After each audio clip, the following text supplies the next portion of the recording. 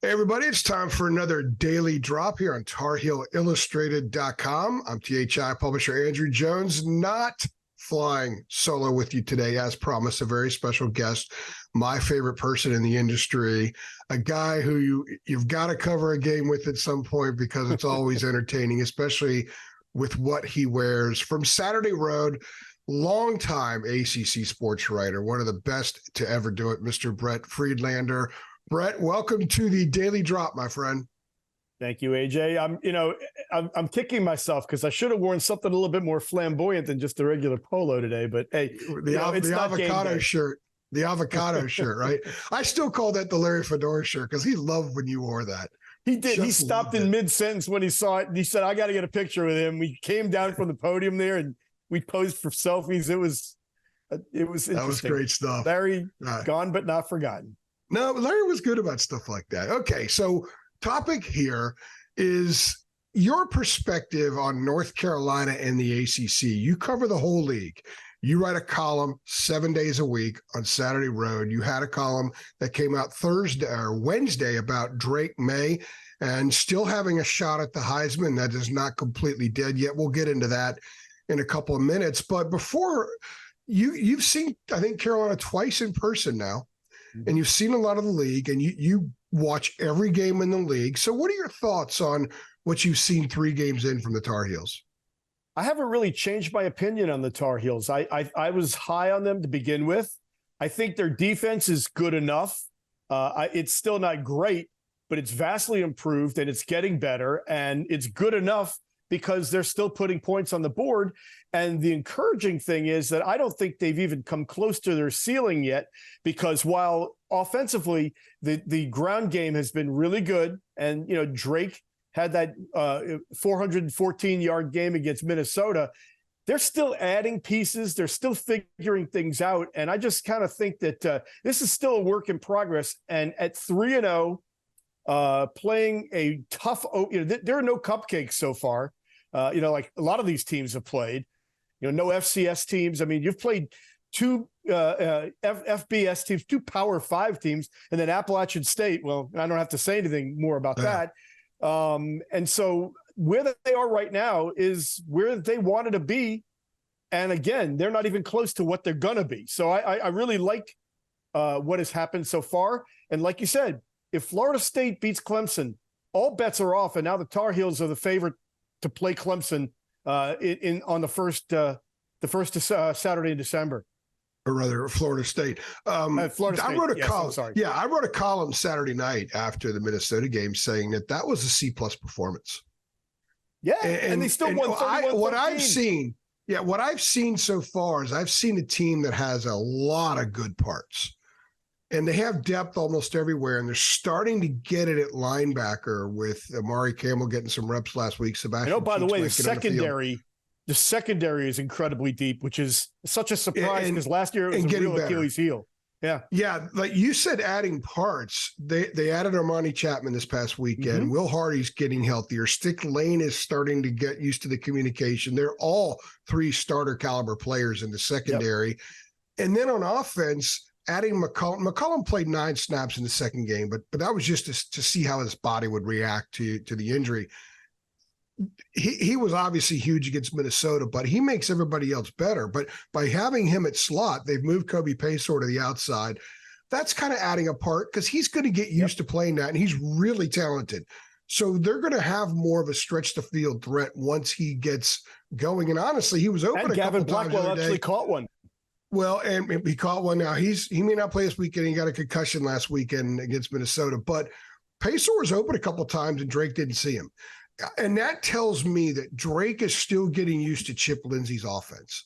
And one of the strong, heavy mandates by Lindsey is get rid of the ball quickly. So that's why we've seen Drake dump it off with a lot of short stuff. They were more vertical against Minnesota. I think the mission's going to be more vertical again this week and moving forward because there's no guarantee the run game's always going to be there. But the one guarantee they have is Drake Maye's arm, his vision, his ability to move and find guys. And I think you're going to see the passing game open up more and more as we move forward. AJ, I think one of the reasons they got more vertical, there are 2 reasons. First of all, the running game was so good in those first two games that they had to bring safeties down. They couldn't just drop everybody back. They had to, to at least give, some attention to the running game. So there's that. The other one is McCollum coming across the middle there, coming open from the slot.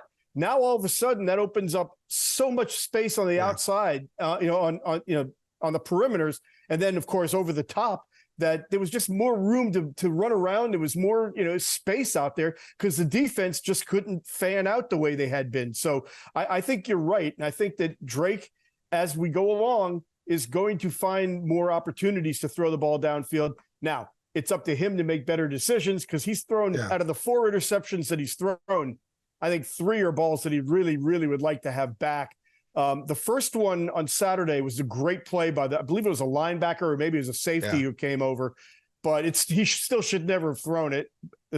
But the second one was just throw the ball out of bounds. Just live to play another day. Don't try to force things. And I think the more opportunities he's going to have to A, have receivers get open downfield, and B, have them catch the ball, I think the less desperate he will be to try to make plays and try to force things. So I think he will get better because of it as we go along. I call those passes film room balls. Those are film. You watch him over and over in the film room and look at every nook and cranny of mistakes that he made.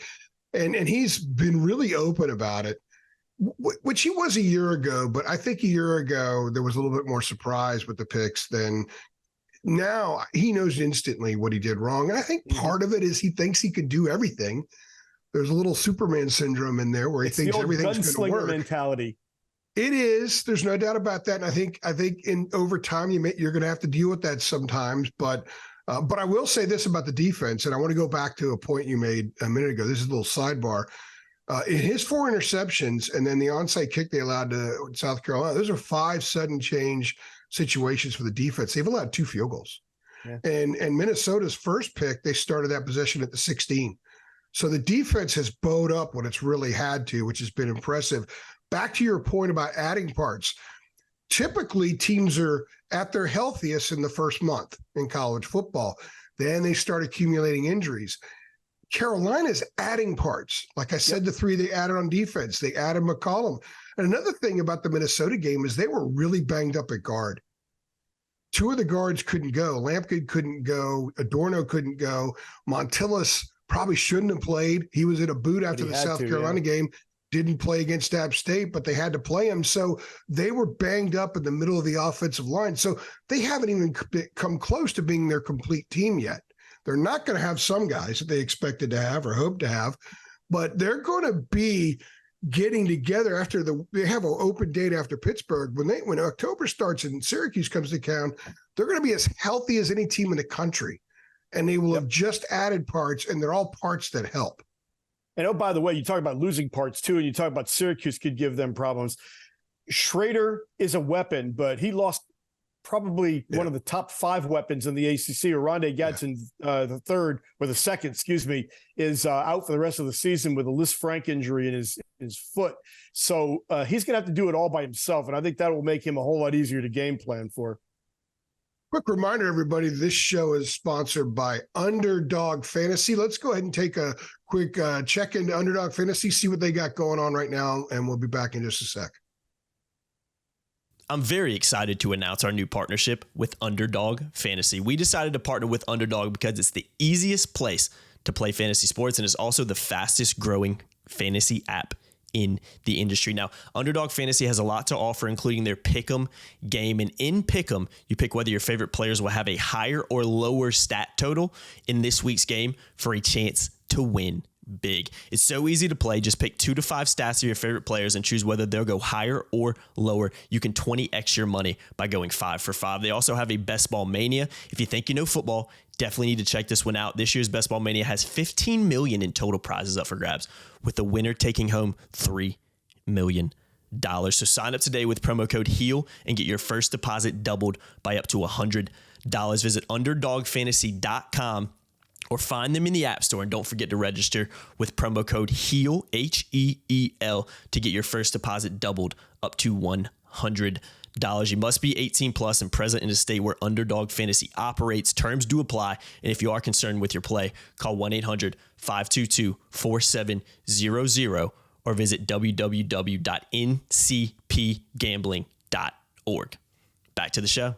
We are here with Brett Friedlander from Saturday Road. You can catch him on Twitter at BFried, ACC, BFRIED, ACC.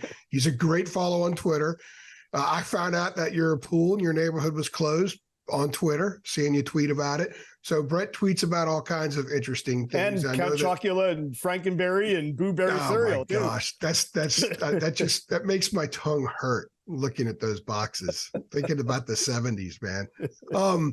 Brett tweets about everything. He's a fun follow. Most people in the media follow him for pure enjoyment, but also because he knows what the hell he's talking about. So we're going to hit on a couple more things here. I'm going to finish with Drake Maye and the Heisman, so don't let me forget that. I want to go to the league right now. There's 7 teams that are 3-0. North Carolina is one of them. Syracuse is one of them, and they're going to move to 4-0 probably this weekend. I don't think they'll have too much trouble with Army. But then the Orange have a 3-game stretch that I think is criminal. They host Clemson, and then they go to Carolina and go to FSU. And I'm going to juxtapose that with Louisville's schedule. Louisville doesn't play any of those 3 teams. Now, when I brought this up the other day, before Mac's press conference on Monday, someone said, well, they don't know who's going to be good when they make those. No. They just scrapped the divisions. This is a brand new schedule. How on earth did the ACC allow that to happen? That Louisville doesn't get any of them, and Syracuse not only gets all 3, but they get them on the road. They get them in a row, and 2 of them on the road. They knew Carolina was going to be good. They knew FSU was going to be good. Clemson's Clemson. How did that happen? I don't know. And it's same thing with the Tar Heels closing stretch, right? Yeah. Two rivalry games and a game at Death Valley. I mean, it makes little sense. And, with all the analytics and with all the, the algorithms and all the computer science that they have, you would think that they could come up with something a little bit more, equitable. And, oh, by the way, they got rid of the divisional format so that every team could play everybody else home and away during a player's career, right? So what do they do? The first year after they do it, they add 3 more teams, so it's impossible to happen again now. So, but unless they go to a 9-game schedule, I guess, which I think is probably going to happen. Yeah. Eliminate the FCS game, go to a 9-game schedule. It enhances your TV contract, so maybe you can get a little more cash. You know how I feel about those FCS games. I've got a plan for that.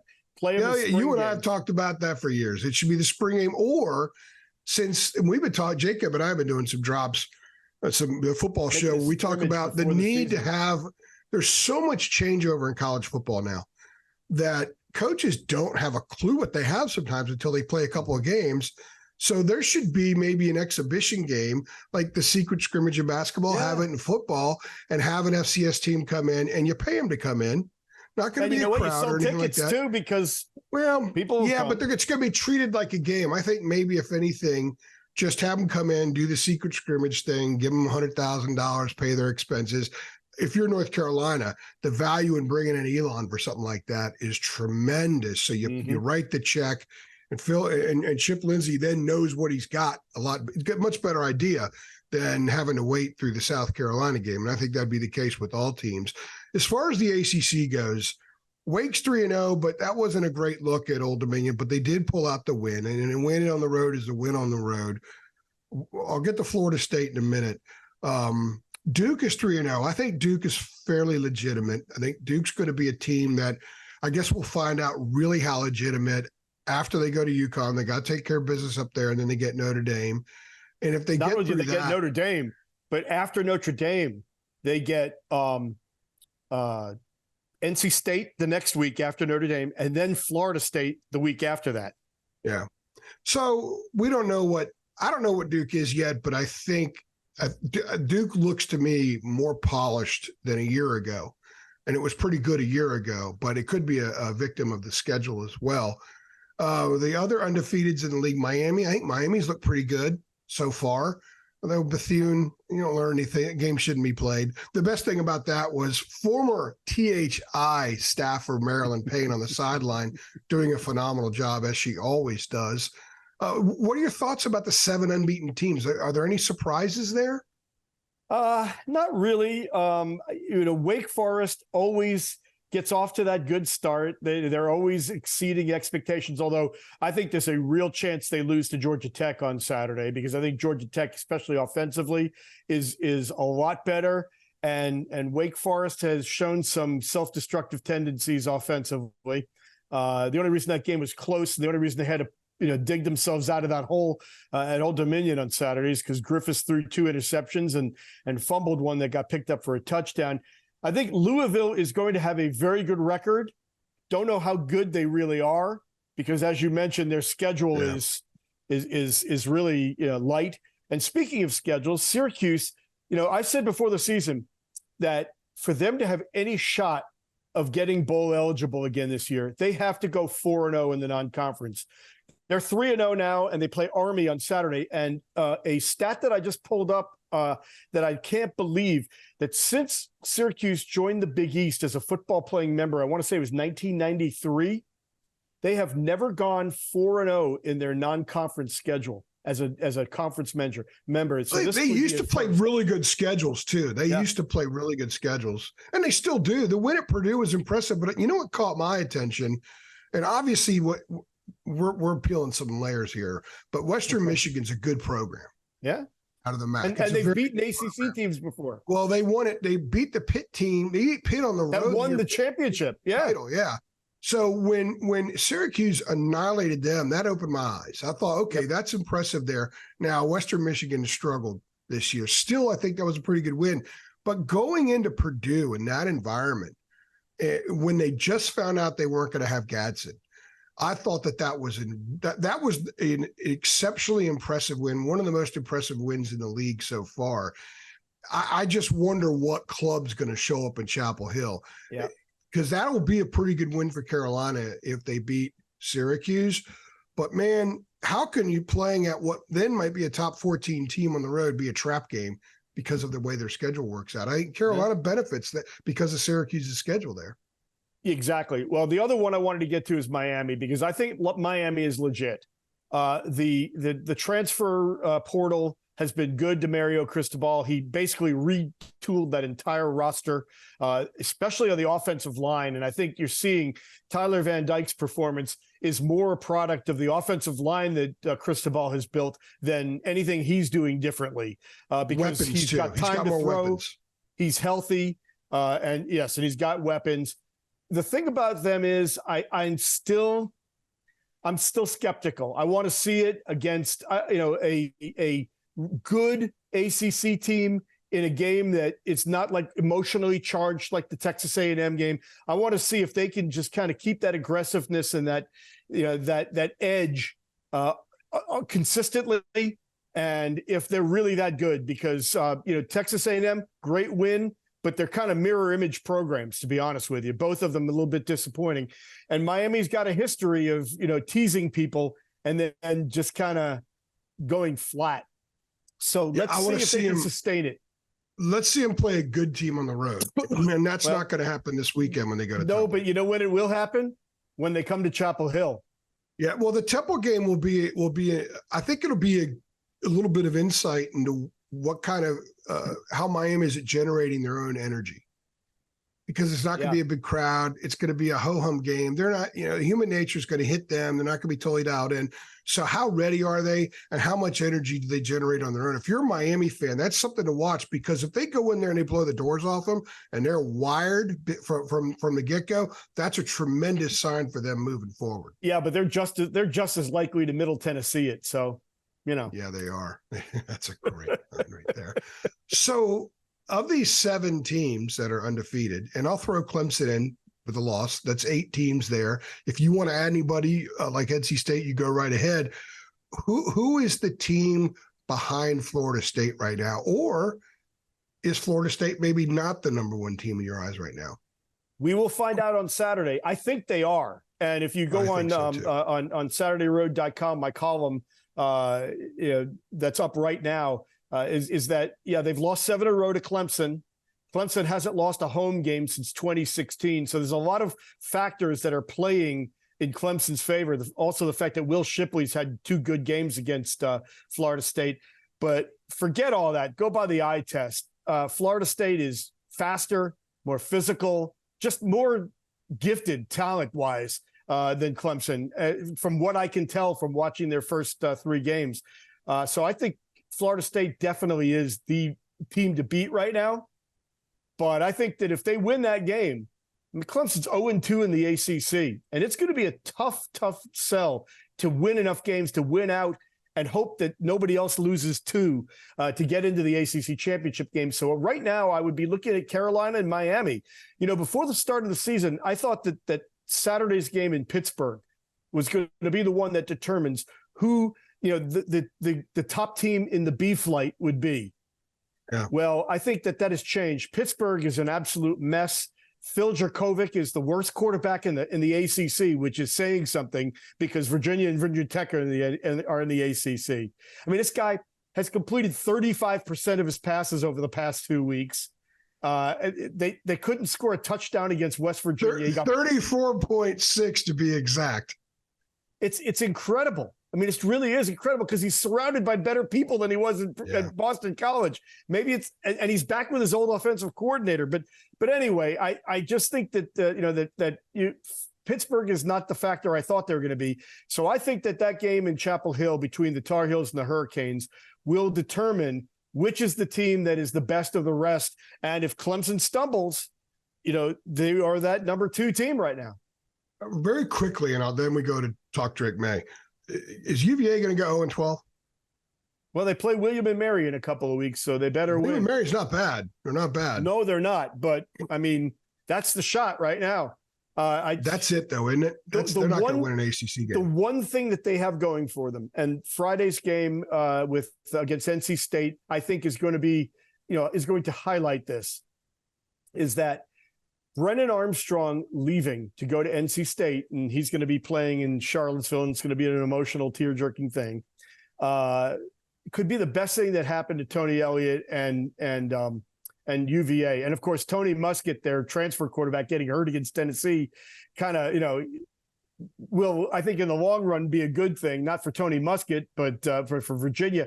Because that young quarterback, that true freshman Calandria, has got a really good arm and seems to have a lot of cockiness. And if they could get any kind of weapons to put around him, and that's a real problem right now because, number one, they don't have any playmakers, and number 2, they don't have everybody to protect them. But if they can go out and get people around him, it's a good place to build. It's a good place to start. Yeah, I think they got 0-12. So Drake and the Heisman, you wrote a piece. People could find it. We retweeted it. So if you're a regular on our Twitter account at Heel Illustrated, you can find it going down there, or just go to Beef Fried ACC. You can find it there. We also posted it on our boards. So your thoughts about Drake and not quite yet being out of the Heisman race? It's not as if Drake has been terrible for the first 2 games. The running game was there.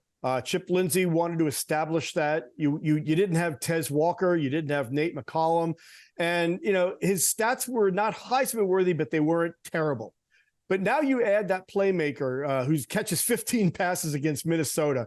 Drake goes for 414, and the field now opens up where he can throw the ball downfield, have those highlight reel plays, and have his Heisman moments. Although, hey, you know what? He already has one with Jumpman in the end zone against Appalachian State. And I think that, he's got opportunities with Miami coming to Chapel Hill, with a game against Clemson at Death Valley, with some rivalry games later on, and potentially an ACC championship game. Those are the games that the voters watch. And while you can lose a Heisman the first 3-4 games of the year, I don't think you really could win it. So Drake didn't lose it. And he's now got the weapons. He's got the games to come that will get him attention. And I think everything is still right there for him. Now all he has to do is perform and, make a few better decisions and not get pick sixes and do silly things like that. What happens at the stadium formerly known as Heinz Field this weekend? I think Carolina goes in there and has a big game. I just think that, it's going to probably take a little while to get going because Pitt's defense is still pretty good. Good, Their yeah. pass rush is not what it used to be. You get rid of Cansey, you get rid of Desmond Alexander and Baldonado and those guys. Still pretty good though. It's still pretty good. It's still pretty good, but it's not as just relentless. And so I think that's going to help the offensive line. And Carolina's defense is going to look a lot better maybe than it really is, because Pitt's offense is just mystifyingly bad. And maybe it's because Djokovic doesn't have the weapons on the outside. Maybe Abanaconda was just that good, although I think Rodney Hammond is I'm thinking of 48 Hours. Yeah, there's a new sheriff in town, right? Rodney Hammond Jr. His name was Reggie Hammond, right on. He's good, but he's not Izzy Abanaconda. I just think Carolina's going to go, and it might take a half, 3/4 to kind of get rolling, but I think they cover. I think it's 7.5, 8 points right now. I don't even know. I haven't looked I yet. think Carolina's going to win this game. They're going to win it pretty handily. Maybe not quite as big point wise as the Minnesota game, because like I said, Pitt's defense a little bit better. But I think Drake has an opportunity to enhance that Heisman candidacy. And you know what else too? Tar Heels have always played well up there. Now I think they've lost their last two, but one of them was an overtime game. Yeah. I think where, both overtime, if you remember right, what's that? The last one was overtime in the monsoon. Yeah, that's right. And you remember how the monsoon started in overtime after only monsoon when Carolina had the ball. That was wild. So, but I mean, I remember Ryan Switzer going up there and having two big games and winning on a Thursday night. And I think we had one of those road trip from, Magical Mystery Tours with Bruce for that game. But which shout out to Bruce, and we saw him at his beautiful wife at the game the other day, and AKA the man of many talents. That's right. But, okay, last question about Carolina before I let you go. I think Carolina's getting better. I think they're playing here, Brett. I think the ceiling is much, much higher. So with that in mind, could Carolina be a national player once we get into November? Yes, because if they don't stub their toe here in Pittsburgh this weekend, and they can win that game at home against Miami, there is a very, very good chance that they are 9-0 when Duke comes to town. Yeah, when Duke comes to town, and Duke is good, and again there'll be a lot of attention on that. So yes, I mean, who knows what Clemson will be at that point? I mean, if they lose here, they're 2-0 or 0-2 in the ACC, and they look at that and they still have Notre Dame, and Clemson still have Notre Dame, which, by the way, Sam Hartman is the real deal. Clemson comes to Raleigh, right? Yes, they do. Yeah. Yeah, they come to Raleigh. The point I'm trying to make is this is a team that came into the season thinking that they were going to be in the playoff. They lose on Saturday, their playoff is done. There is no way an ACC team is getting it, unless you're Alabama or maybe some other SEC team. You ain't getting in the playoff with 2 losses. And 0-2 in the league, their chances of getting in the ACC championship game are even really, really remote. Do they quit? Yeah. I mean, do they just start playing out the strings? So point here is that, yes, I think everything is in place, especially if, they keep getting guys get back and they keep evolving, especially, Drake gets more comfortable with Chip Lindsey's offense and Nate keeps doing what he was doing. They could be undefeated going into those last 3 games. And then the goal is don't do what you did last year in the last 3 games. Yeah, no kidding. Well, they were 9-1. They were number 13. When I was driving home for Wake Forest, because, Wake kicks us out of the press box right away. Yep. So we have to drive home. Drake's on ESPN radio and they're talking Heisman, and everything just kind of flipped at that moment. And they were a different team. And there are a lot of things that I want to say here about what happened, but I do think that they recovered. I think they learned from that. Brett, I think they learned from that. I think finishing things off was another one of these mature things that's been preached throughout the offseason. And by the way, I think maturity is a huge element to their success on defense. They got 6 guys in a rotation that are college graduates. Yeah. They got a ton of experience over there and a lot of experience on offense for the most part. And I think that that's another one of this team's attributes and why I think they're going to navigate through the season better than they did a year ago. I want to go back for a second to Drake's Heisman hopes as well. If they are 9-0 going into those last 3 games, and Carolina is ranked 7th in the nation, 6th in the nation, that automatically is going to put Drake back in the conversation, because the best player on the best teams are the ones that usually get the most attention and usually get the votes. And if they're 9-0, then he's putting up numbers. So yeah. I think that will help as well. It's a good point. All right, he's Brett Friedlander. You guys need to follow him at BFried, BFRIED ACC. Go check his stuff out at Saturday Road. He is all over the entire conference. I love the work you do. I love this job that you have. To me, this is the most fitting job that you've had in this business since I've known you. I've known you a quarter century now. So it's been a long, long time. Appreciate you stopping by with us. We'll have you on periodically, because I know fans love to read your stuff and hear what you have to say. Thank you again to Underdog Fantasy for sponsoring this show. We are partnered with them through the end of the football season, so make sure you check their stuff out. Great opportunities for you guys to make some cash if that's your thing. He's Brett. I'm AJ. Thanks for stopping by.